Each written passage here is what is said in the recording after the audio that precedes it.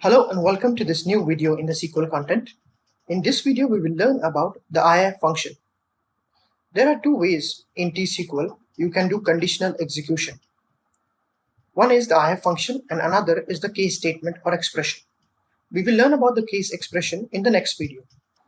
Let's begin with the IIF function. So I'm taking the AdventureWorks dim product table. Select star from dim product. I don't need all the columns, so we want only a couple of columns like product key, English product name, and color to begin with. Let's execute. So the example that we want to understand in the beginning is we have this color column and we are familiar with this table and few columns, and we know then there are different colors in this. So for example, I want to write a computed or an expression which gives me another new column, and for each color I want to generate a code. So in case if the color is red, I want to return RD. If it's silver, I want to return SL. So when I say these things, when a value is something, I want to return the other value. In short, this is nothing but a conditional statement. And hence, in order to achieve this, we will do it by IIF function in this video and case in the next one. Before we solve the example, understand the IIF function detail. So IIF function is nothing but just an if function. They gave an I extra because maybe that's what I think. We also have an if statement that we are going to learn later on, and then we'll compare both of them. However, broadly, what I'm going to tell you right now that applies to all the if functions or statement across tools and technologies, because mostly it's the same. So as far as IIF function is concerned, it is only available in T-SQL. There can be similar functions in other databases, but not maybe the exact same name, but the working will be the same almost. So when you have an if function, in this case it's an IIF function, we have three inputs, expression all over. Why? Because you have the freedom to write the expression. But in the first one, what you have to make sure is that you write any logic which gives you true or false. Now, when do you get true or false? If you think logically, the most common time you get true or false is when you compare. When you compare two things, and for comparison, you can use comparison operators like equal to, greater than equal to, less than equal to, and finally not equal to. In T-SQL, not equal to is written as less than, greater than. In other databases or tools or technologies, at times not equal to can be written in different way, like exclamation and greater than, exclamation and equal to, sorry. So let us stick to T-SQL now. So if, just for an example, I want to compare two values, this is how you do. The end result will be true, false. The second input is the true part. Here you have the freedom to write anything. You can write a static value, you can refer to a function or a column. So I say 1, and the third part is the false part, and you close the bracket. So if you select this and execute, you will get 1. Why? Is because over here in this comparison I got true, so it will jump to the true part. This is your true part, and return the result and exit the function. It will not go further. In case if this returns false, it will jump to the third part, which is the false part. It will do whatever you have written over there and exit. For example, if I just copy paste this and write it 100 and execute both, now you can see the first result is 1 and the other is 0. Under no circumstances it can go in both true and false. Keep that in mind. So this is how you have the freedom to write your expressions, but the thumb rule is the first input should always return you true, false. Either by comparison you can achieve that, or you can use any other logical functions which readily return you true, false. We'll see those later on. Now let's come back to our example. Based on the color, I want to generate color codes.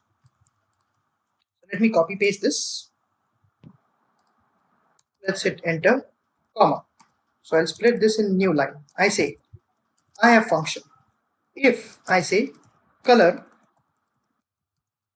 equals red, since red is varchar, text, we will enclose in single quote, comma. The answer of this either will be true or false, and when it is true, I want to return RD. Else, to begin with, I want to return NA. So this is just one single comparison, and as you can see, the last new column is generated. Wherever we have red, it is returning us RD, else it will return NA. Now this is how the if function works, IIF function, and we can name this as, let's say, category or anything. code so that the column heading is there. Now let us move further. Red is not only one of the color which I want to code. For silver, I want SL. For white, I want WH, and so onwards. Now, one IF function can give you the possibilities of returning two results, one in true, one in false. So this will take care only of two scenarios, two outcomes. But if you have more than two outcomes to be achieved, that's where the concept of nesting the function comes into picture. So in the false part, you will again bring in IF function. What will this do? The first function, IF function, gives you one output. If the color is not red, it will go to the false part. However, it will not print the result directly. Again, it will do the comparison because I'm opening up another IF function. So I'll say, if color is silver, then return me SL, else return me NA. And you can keep on adding the levels of nesting. But the most important thing is you close all the brackets towards the end. You will not close the brackets anywhere in between. You will close them towards the end because the comparison has to continue. So first we will run this and we'll then understand. I see wherever it is SL, that stands for silver. Wherever it is red, you should see RD. There you go. So what happened over here? Understand the execution. If the color was red, it was true and it jumped over here. It will print the result and it will exit. It will not go any further. Because logically, it makes sense. When my condition is achieved, why should I go further? So it will stop at the very first instance when the condition is true. Keep that in mind. This applies for any logic in IF. Whenever the condition is true, it will exit. If the condition is false, it will divert over here to the false part of the first IF. But in the false part of the first IF, there is another IF function. So again, it will compare. Is the color silver? If yes, then it will print SL and return or exit. Else, it will print NA. And so onwards, you can keep on adding IF function and nest them in the false part of every subsequent IF function. The maximum level of nesting for IF function is 10. That is the limit. That's how it is. At times you might think that 10 is less. I agree. We'll find out alternatives to that. So this is the first example of nesting. Now let us see how can you do comparisons with numeric column. So for example, here we don't need the color, we need list price. So list price, as we know, has decimal values and at times integer also. I want to categorize in such a way that if the price is greater than 3000, it should be high, greater than 2000, it should be medium, and so onwards. So how do? You say is greater than or greater than equal to 3000, then you want high.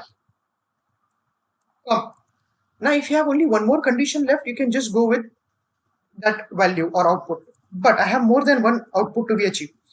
So I say again, if list price is greater than 2000, then return me, let's say, average. Else return me low. Now I'll not add another IF function because I had only 3 possibilities or results to be achieved. That's it.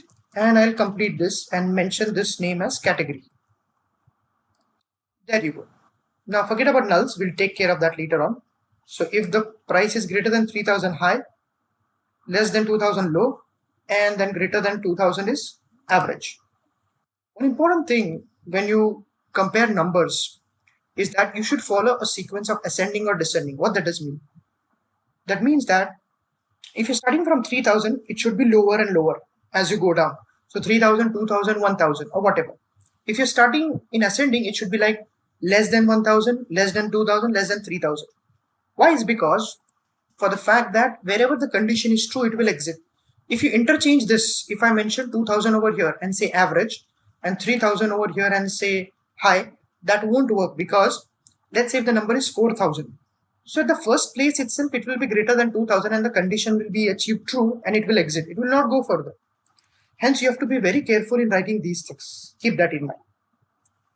So this is how the IF function can help you to achieve conditional output.